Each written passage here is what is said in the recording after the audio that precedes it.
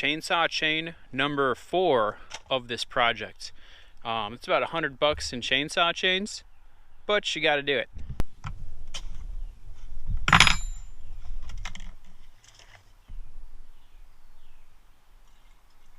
I'm gonna go clean up that driveway real quick for like 30 minutes before I call it a night, because backhoe is coming in 2 days.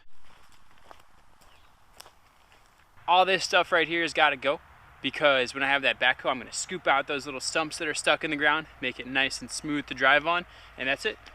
I officially have the chainsaw technique down. Pump a little gas through there, choke it, turn it on, big rev, put it in.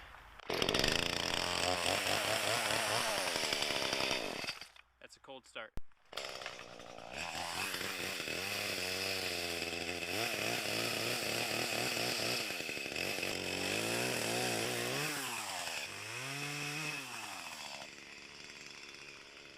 I'm going to share a truth with you, my deepest, darkest secret. Yesterday, when I was chainsawing in the weeds, I was grabbing sticks and throwing them in the brush pile, just all willy-nilly in there, and I must have touched poison ivy. I had a t-shirt on, I got it on my arms now, I got it on my ankles, my wrists, and I got poison ivy on my... So I must have grabbed poison ivy or touched it and then used the tree as the bathroom, and now it's on my nuts. All that stuff is cleared. It's a big pile of stuff over here, a lot more down there, and I got one more right here.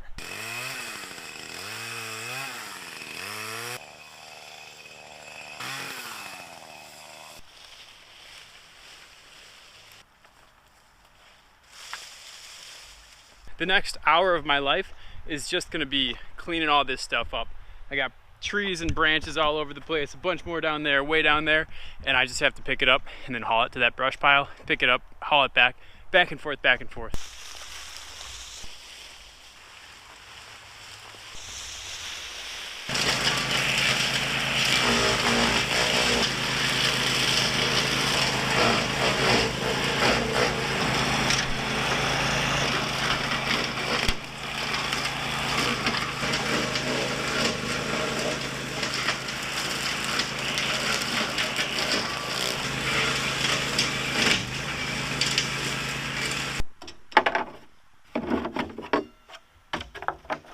Well, there goes the belt.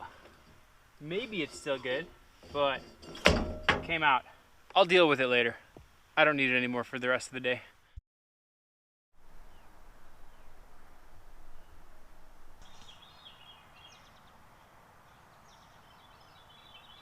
The solar panels are getting some sun today. They're not at the perfect angle, but it's okay. Let's check out what the batteries are at. 51.7 to 52.7 in just a couple hours. PV input is 6 amps right now, so the sun is doing us good. If you're curious, that is 6 100-watt solar panels at a weird, kind of not super good angle to the sun.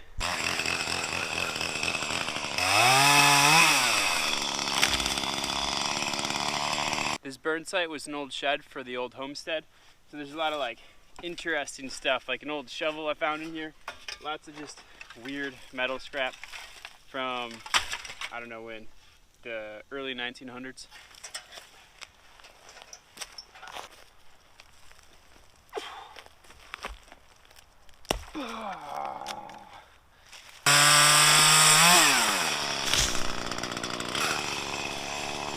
Here's the scrap metal pile from that old shed I burnt down.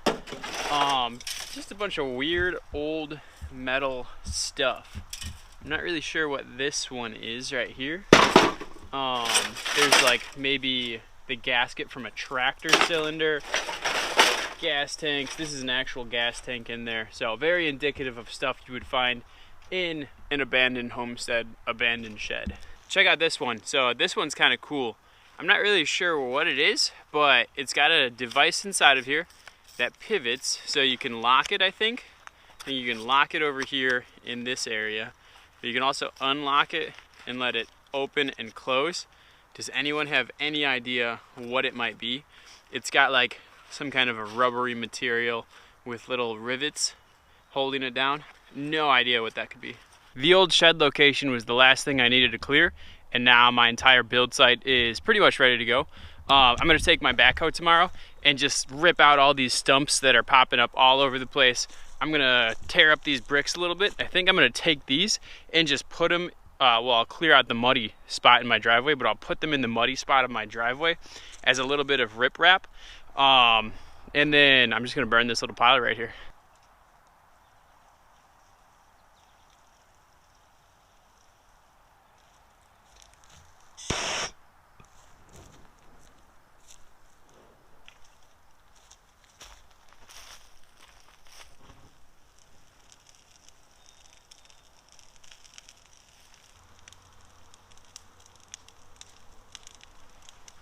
This guy right here is one of those pokey trees. It's got those really long spikes all over that I don't like. So I'm gonna cut this down, get rid of it.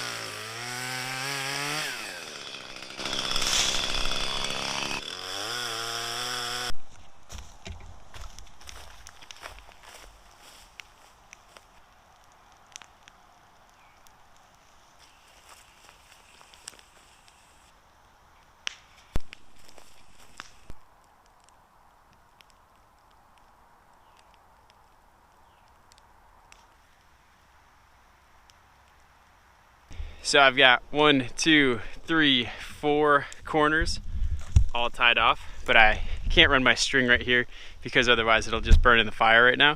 But that's okay because I'm just gonna get some spray paint and spray it on the ground about maybe 1.5 feet outside of the string. So this is just for the dig site. For the septic tank, I ran this tape measure about 23 feet over here because 20 feet is gonna be, where's 20 feet? 20 feet is gonna be the wall. So main room over here on this side, and then wall, this is gonna be the bathroom right here.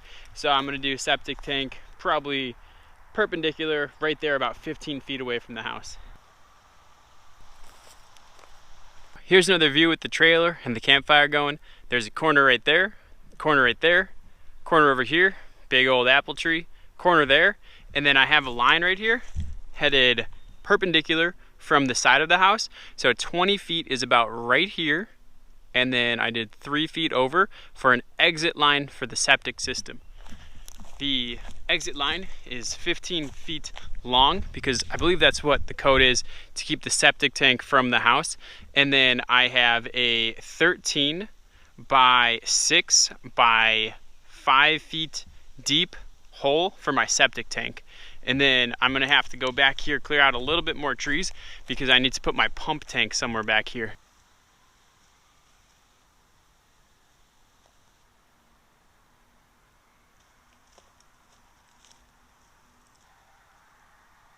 There it is, corner, corner, corner, corner, and that is my septic tank. And now I'm gonna do another 10 feet out to the pump tank, which means I gotta chainsaw a little bit, get rid of this stuff.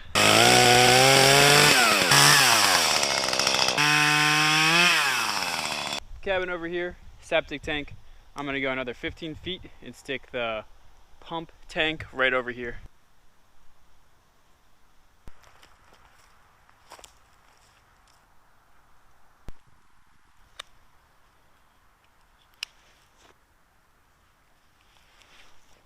So I've got some bad news. I just got an email from the Wetland people. And so I'm gonna fill anyone who's new here in on what's going on with the wetland situation and the permits real quick. This whole build site over here that I'm working on, where I cleared out all this land, it's all upperlands. It's been professionally delineated where they figure out if it's wetland or not, and an engineer comes out and does that. And so this is all upperlands, but there's a portion of the driveway and the drain field that will be in seasonal wetland area, and it's just as dry. Like if you're to walk on it, it feels exactly the same, but apparently the vegetation's a little bit different 20 feet further into the woods over there. And so there's a little bit of seasonal wetland, so the wetland people have to be involved in the project. And I just received an email from them, and keep in mind that the wetland permit is the bottleneck before you can get any other permits, right? Before you can get your well, before you can get your septic, before you can get your building permit, before you can get like anything else except for like a fire address and your zoning through the township. So I can't do anything until the wetland's done. nobody will even look at my other permits until that's done. So the following is an overview of the JPA approval process and timeline. So whatever timeline they have for their wetland review. So program staff will review the application for completeness. This initial review may take up to 30 days. So just 30 days to make sure that the application is complete. And mind you, it did take, it literally took me 6 hours to fill out their application because I had to draw up site plans and a whole bunch of stuff, and there's just like unlimited pages of just filling out their application. So it took me 6 hours of just sitting at my laptop just to fill out their application. Once the application is determined complete, program staff will begin the technical review of the proposed project. This process will typically take an additional 60 days, but may take longer due to the complexity of the project and or statutory requirements. We appreciate your patience, blah, blah, blah, blah. So they're basically telling me that it might be another 3 months or longer before they can give me my wetland permit to start work on this, even though I've got like a 20 by 40 drain field that's partially in a wetland right here and like a 50-foot section of my driveway in wetland. They're telling me it's going to take me 3 months, potentially 3 months. So I'm hoping that that's just incorrect, and that because my project is pretty simple, they're just going to review it faster. But yeah, that would suck because I wouldn't be able to start pouring concrete for 3 months, at which point we're looking at, I don't know when it is, 3 months from now, October or something. It's going to start snowing in November, and then I can't do anything. So I really hope that's not the case, because that would literally push my project until next year, because there's 5 feet of snow out here in the winter, and that would literally push my project until May 1st when the snow melts. So pretty much my hatred towards all the bureaucratic red tape and those people grows every single day, and I'm gonna go jump in a lake real quick to chill and think about what I'm gonna do right now. Here's the driveway. It's all pretty sandy kind of soil up here, super dry. And then down here, this like, I'm gonna say 15 feet or so. 15 feet or so of muddy soil, and this is going to take 90 days to review. To pour some rocks on top of this. I'm crying right now.